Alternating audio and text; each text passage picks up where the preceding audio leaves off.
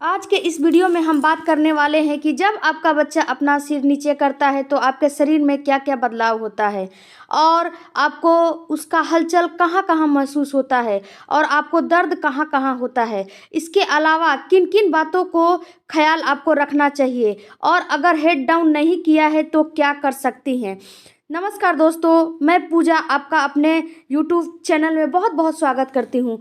दोस्तों, आज का जो वीडियो है और टॉपिक है बहुत ही इंटरेस्टिंग है। आप इस वीडियो को पूरा ज़रूर देखिएगा और स्किप करके नहीं देखिएगा। और मेरा वीडियो आपको थोड़ा भी हेल्पफुल लगे तो वीडियो के लास्ट में जाके सब्सक्राइब, शेयर, कमेंट, लाइक ज़रूर कीजिएगा, मैं आपसे रिक्वेस्ट करती हूँ।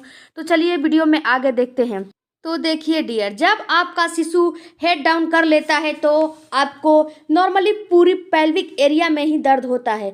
बहुत सी महिलाओं को पहले से ही यानी 9 मंथ कमर में दर्द रहता है और जांघों में अगर दर्द रहता है। अगर आपको ये समस्या पूरे 9 महीने नहीं है तो भी आपका जो शिशु है वो सिर नीचे करेगा। अगर आपको ये दर्द 9 महीने नहीं है तो ये आप घबराए नहीं कि मेरा शिशु सिर नीचे नहीं किया है, तो भी आपका शिशु नीचे सिर कर लेता है तो आपको पेट के निचले हिस्से में ज़्यादा दर्द होगा। जब आपका शिशु सिर नीचे करेगा तो आपको पेट के निचले हिस्से में ज़्यादा दर्द महसूस होगा। वहाँ की मांसपेशियाँ खिंची खिंची आपको लगेंगी। आपके जो प्राइवेट पार्ट है उसमें ज़्यादा दर्द होगा क्योंकि सारा भार उसी के ऊपर होता है। जांघों में भी दर्द हो सकता है। इसके अलावा आपको पेट, कमर में भी दर्द होने लगेगा। जब आपका शिशु हेड डाउन पोजीशन में आ जाता है तो वह आपके मूत्राशय पर अपने जो सिर है उससे दबाव बनाने लगता है, जिसकी वजह से आपको यूरिन की समस्या बढ़ जाती है। इसके बाद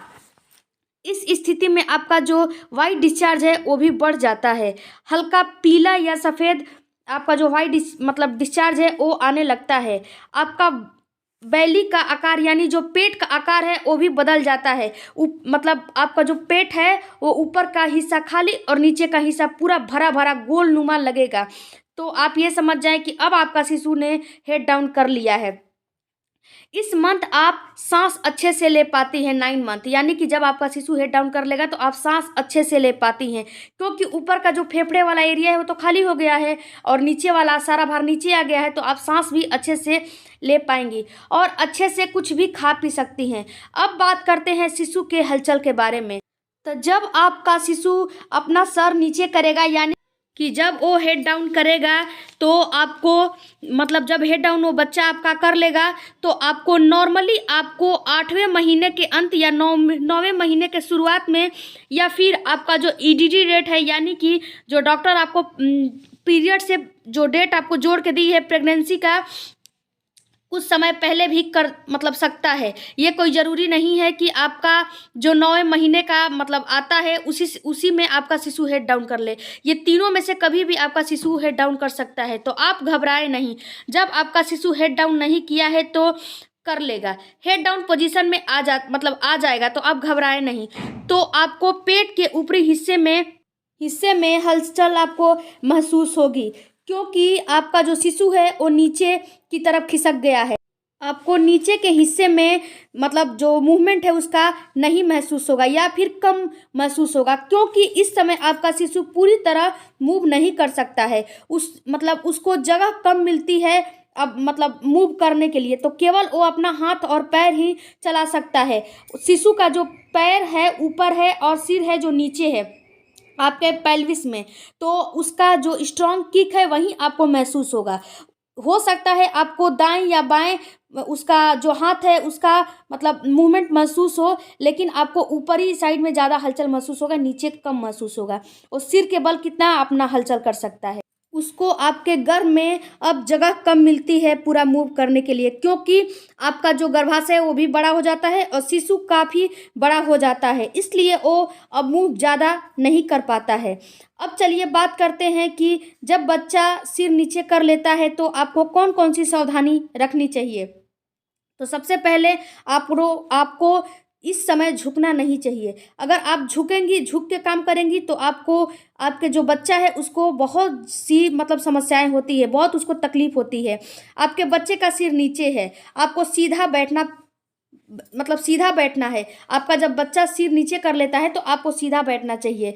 इसके बाद आपको पीठ के पीछे तकिया लगा के बैठना चाहिए। आपको पीठ के बल, पेट के बल नहीं सोना चाहिए, यानी कि आपको मतलब फ्लैट नहीं सोना चाहिए। आपको बाईं करवट होके ही सोना चाहिए, क्योंकि बाईं करवट लेकर सोने से आपके शिशु को ऑक्सीजन, ब्लड और न्यूट्रिशियन भरपूर मात्रा में मिलता है। ऑक्सीजन का सप्लाई भी बहुत अच्छे से होता है और ब्लड की सप्लाई भी बहुत अच्छे से होता है, जिससे आपके शिशु की ग्रोथ में कोई कमी नहीं रहती है। शिशु की ग्रोथ अच्छे से होती है और नॉर्मल डिलीवरी भी आसानी से हो जाती है। इसके बाद आपको इस समय थोड़ा बहुत एक्सरसाइज भी करना चाहिए। आपको वॉक करना चाहिए। इसके बाद ब्रीदिंग एक्सरसाइज करना चाहिए। ये तो मोस्ट महत्वपूर्ण मतलब टिप है मित्रों, ब्रीदिंग एक्सरसाइज ये तो आपको करना चाहिए। बटरफ्लाई एक्सरसाइज करिए, उकड़ू अवस्था में बैठिए, ये सब आपको करना चाहिए। इसके बाद जब आप टहलती हैं तो आपके शरीर में एक हार्मोन मतलब उत्तेजित होता है, वो रिलीज होता है और नॉर्मल डिलीवरी आसानी से हो जाता है। जो आपकी और उकड़ू बैठेंगी तो आपकी जो पेल्विस एरिया है, वहाँ की जो मसल है वो काफ़ी लचीली होती है, मतलब लचीला होता है, जिससे कि नॉर्मल डिलीवरी होने में काफ़ी आपको मदद मिलता है। इसके बाद अगर आपका शिशु हेड डाउन नहीं किया है तो आप टेंशन ना लें। आप एक्सरसाइज करती रहें और सीढ़ियों पर चढ़ती उतरती रहें। आपका शिशु हेड डाउन कर लेगा। अगर आप सब कुछ अच्छे से करती हैं और एक गलती कर देती हैं तो सारी मेहनत बेकार हो जाती है। ये बहुत ही महत्वपूर्ण टिप्स है मित्रों। ये गलती आपको बिल्कुल भी नहीं करना है। आपको तनाव नहीं लेना है, नहीं तो आपको रिलैक्सन हार्मोन और ऑक्सीटोसिन हार्मोन नहीं आएगा। रिलैक्सन हार्मोन आपके शरीर में क्या काम करता है, तो ये आपके शिशु के जन्म कराने में बहुत ही मदद करता है मित्रों। आपकी जो पेल्विस एरिया है की मसल है उसको लचीला और वहाँ के एरिया को फैलाता है, यानी कि वहाँ पे थोड़ा स्पेस ला देता है और चौड़ा बना देता है, जिससे कि शिशु का जन्म होने में आसानी से हो जाए, शिशु का जन्म और शिशु का जो सिर है वो आसानी से बाहर आ जाए।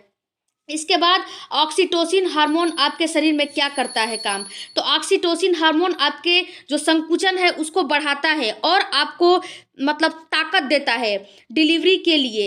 मतलब जो नॉर्मल डिलीवरी होता है ना उसमें काफ़ी ताकत की ज़रूरत होती है, तो ये आपको ताकत देता है। आपको लेबर पेन लाता है, इसी हार्मोन की वजह से आपको लेबर पेन आता है। अगर आप तनाव लेंगी तो नॉर्मल डिलीवरी भूल जाइए। अगर आप स्ट्रेस लेना मतलब लेंगी, नहीं मानेंगी, तो आपको नॉर्मल डिलीवरी तो बिल्कुल होगी नहीं, क्योंकि ये दो हार्मोन ही जिम्मेदार होते हैं नॉर्मल डिलीवरी के लिए। तो दो हार्मोन ना उत्तेजित होंगे ना आपको नॉर्मल डिलीवरी होगी। तो प्लीज़ रिक्वेस्ट है कि आप इस समय तनाव ना लें। और आप अगर ये सब टिप्स अपनाती हैं और ये सब मतलब जो मैंने आपको बताया ये आपको समझ में आया होगा, आई होप कि समझ में आया होगा। तो आपको पता है मेरे वीडियो को क्या करना है, मेरे चैनल के साथ क्या करना है, लाइक शेयर सब्सक्राइब करना है। God bless you, thank you for watching. आप स्किप करके वीडियो ना देखें, ये मेरा रिक्वेस्ट है आपसे।